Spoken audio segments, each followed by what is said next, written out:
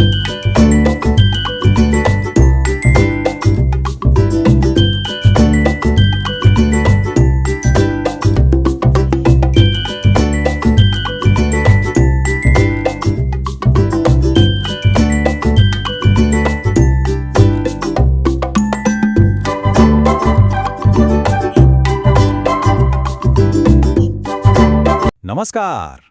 ગુજરાતી સાહિત્યના આકાશમાં કેટલાય સિતારા ચમક્યા, પણ એક નામ એવું છે જે આજે પણ એટલા જ તેજથી ઝળહળે છે. આજે આપણે એ મહાન વ્યક્તિત્વ ઝવેરચંદ મેઘાણીના જીવન અને એમના અમર વારસાને નજીકથી જાણીશું. તો ચાલો શરૂ કરીએ આ સફર.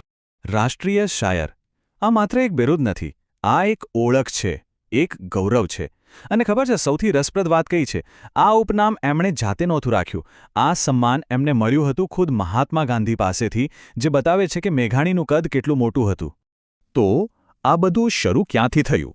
ઝવેરચંદ મેઘાણી ગુજરાતી સાહિત્યમાં એક તેજસ્વી તારા બનીને કેવી રીતે ઉભરી આવ્યા? એમની આખી ગાથા અહીંથી જ શરૂ થાય છે. વાત છે 28 ઓગસ્ટ 1896ની. ગુજરાતના ચોટીલામાં એમનો જન્મ થયો.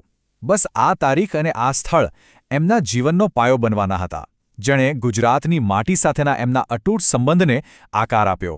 નાનપણથી જ પુસ્તકો અને શબ્દો એમના પાક્કા દોસ્ત હતા. વાંચવા લખવાનો આ શોખ કોઈ સામાન્ય શોખ નહોતો, પણ એમના ભવ્ય ભવિષ્યનો એક સંકેત હતો. આ જ લગાવે એમના જીવનના સૌથી મોટા કામ માટે રસ્તો તૈયાર કર્યો. અને હવે આવે છે એમના જીવનનો સૌથી મોટો વળાંક. એક એવો નિર્ણય જેણે ઝવેરચંદ મેઘાણીને હંમેશા માટે અમર કરી દીધા. લોક સંસ્કૃતિને બચાવવા માટે પોતાનું જીવન સમર્પિત કરી દેવાનો નિર્ણય.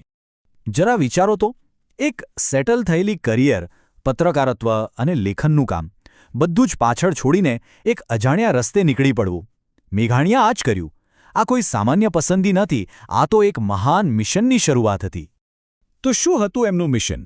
એમનું મિશન હતું ગુજરાતના ગામડાઓની ગલીઓમાં, લોકોના દિલોમાં છુપાયેલા અસલી ખજાનાને શોધવાનું, એ લોક આત્માને શોધવાનો જે સદીઓથી ત્યાં જ હતો પણ ધીમે ધીમે વિસરાઈ રહ્યો હતો. આ કોઈ હરવા ફરવાની યાત્રા નહોતી, એમની એક ચોક્કસ પદ્ધતિ હતી. એક ગામડે ગામડે ફર્યા, લોકો સાથે ઓટલે બેઠા, કલાકો સુધી એમની વાતો અને ગીતો સાંભળ્યા, અને પછી એ સદીઓ જૂની લોકવાર્તાઓ અને વીરગાથાઓને એક એક કરીને કાળજીપૂર્વક કાગળ પર ઉતારી.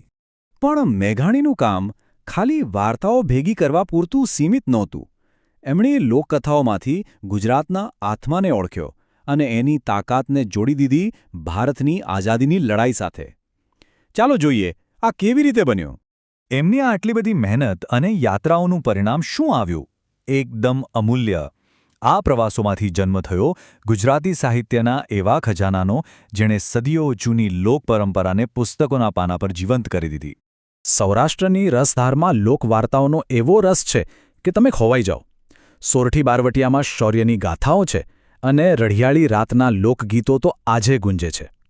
આ ખાલી ચોપડીઓ નથી, આ તો ગુજરાતના સાંસ્કૃતિક વારસાનો જીવંત ધબકાર છે. તો સમજવા જેવી વાત એ છે કે મેઘાણીની કલમ ભૂતકાળના ગૌરવને વર્તમાનની લડાઈ સાથે જોડી રહી હતી.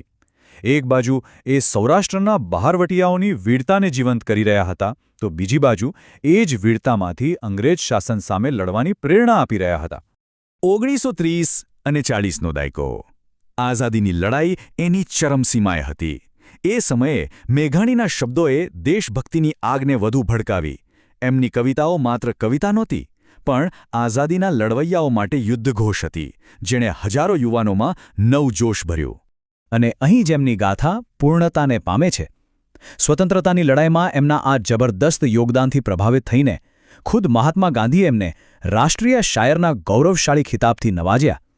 એમના દેશપ્રેમને આનાથી મોટું કોઈ પ્રમાણપત્ર ન મળી શકે. મેઘાણી ભલે આજે શારીરિક રીતે આપણી વચ્ચે નથી, પણ એમનો વારસો અમર છે. એમનો અવાજ, એમના શબ્દો આજે પણ આપણને સાચી દિશા બતાવે છે અને પ્રેરણા આપે છે. આ બે તારીખો એમની આખી જીવનયાત્રા કહી દે છે. 28 ઓગસ્ટ 1896થી 9 માર્ચ 1947. પણ આ તારીખોમાં સમયનો એક બહોત મોટો કરુણ સંયોગ છુપાયેલો છે. સૌથી દુઃખની વાત એ છે કે જે આઝાદીના સપના માટે એમણે પોતાની આખી જિંદગીની કલમ ઘસી નાખી, એ આઝાદીની સવારે પોતે જોઈ ન શક્યા. ભારત આઝાદ થયું એના માંડ 5 મહિના પહેલાં જ તેઓ આ દુનિયા છોડીને ચાલ્યા ગયા. તો આજે આપણે એમને શા માટે યાદ કરીએ છીએ? કારણ કે એ માત્ર એક લેખક નહોતા. એ ગુજરાતી સંસ્કૃતિના રખેવાળ હતા, દેશભક્તિનું જીવંત પ્રતીક હતા, અને એમનું સાહિત્ય એ તો આવનારી પેઢીઓ માટે હંમેશા એક પ્રેરણાનો ધોધ બનીને વહેતું રહેશે. મેઘાણીએ પોતાના સમયની વાર્તાઓને દુનિયા સામે મૂકી.